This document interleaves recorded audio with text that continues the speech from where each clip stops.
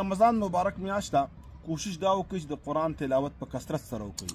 قرآن یو عظیم کتاب دی او صحیح حدیث کې راځي نبی مهربان صلی الله علیه وسلم فرمایي دا قرآن به الله تعالی ته شکایت کوي. الله تعالی دا غي ذکر هم کړی دی چې دی بنده باره کې رب العالمین ته فرمایي چې زه د پرېښودی وم. او یو حدیث کې راځي نبی مهربان صلی الله علیه وسلم فرمایي القرآن حجة لك او عليك. دا قرآن به ستا دپاره وکالت کې د الله تعالی په عدالت کې او د الله تعالی په دربار کې حشر په میدان کې به دا قرآن ستا دپاره وکالت کوي او ستا دپاره به د جنت سبب ګرځي. لہذا د رمضان مبارکه میاشت ده په دې کې ډېر تلاوتونه وکړئ، خصوصا پشمنی ته چې راپورته شئ سپاره نیم تلاوت وکړئ او د قرآن تلاوت په کثرت سره وکړئ. دې کې دنیا او د آخرت خیرونه دي. قرآن یو عظیم کتاب دی او دا زما د رب کلام دی او په دې کې ډېرې فایدې دي. یقین وکړئ په دې کې انسان زړه ته ډېر سکون میلاویږي. بدبخت دي هغه خلک چې هغوی ته موقع نه میلاویږي چې هغوی د قرآن تلاوت وکړي. هغوی خپل ځان اوزګار کړي قرآن ته، قرآن دپاره ځان اوزګار کوي.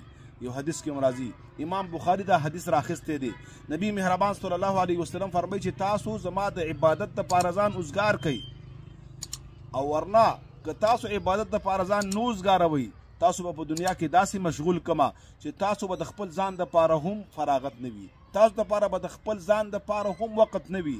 نن اکثره مونږ اورو هلکه بیمار یم لیکن دومره ټایم نه میلاویږي چېرته ډاکټر ته لاړ شم، هلکه وایي د روټۍ د خوړلو دپاره ما ته موقع میلاو نه شوه. لہذا مونږ نن د الله تعالی عبادت پرېښودی دی. د الله تعالی عبادت فقط د فرضي منځونه یا د روجې نه دي، د دې نه مقصد نفلي عبادات دي. فرضي عبادت خو د الله تعالی یو قرض دی، هغه به ته خامخا ادا کړې. اصل عبادت د الله تعالی هغه دی چې د فرضي سره سره ته نفلي عبادت وکړي.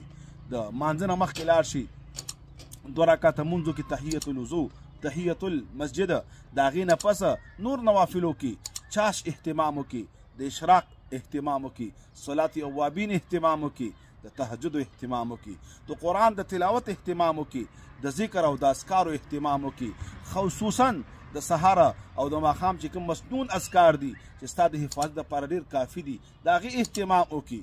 چې کله ودو کېږي د سورت بقرې د آخري 2 آیاتونو اهتمام وکړي.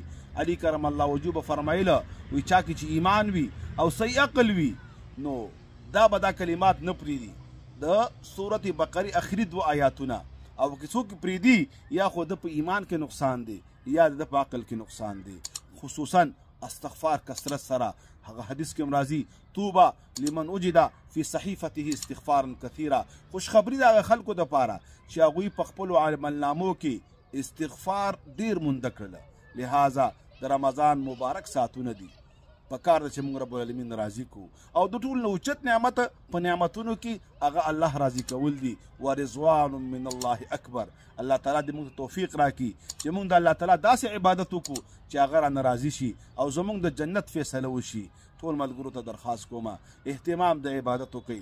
مبارکه میاشت ده، ډېرې روژې داسې تېرې شوي، داسې روژه راله چې ډېر کسان موږ سره په تېره روژه کې وو لیکن دې رمضان کې هغوی نشته، او داسې به مو شي چې روژه به راشي او محتاط به نه یو. الله تعالی مهلت را کړی دی، الله تعالی سانس را کړی. جب تک سانس اس وقت تک چانس، دا یو چانس دی، دا چانس مه ضایع کوئ. وصلی الله تعالی علی خیر خلقه محمد وعلى آله واصحابه.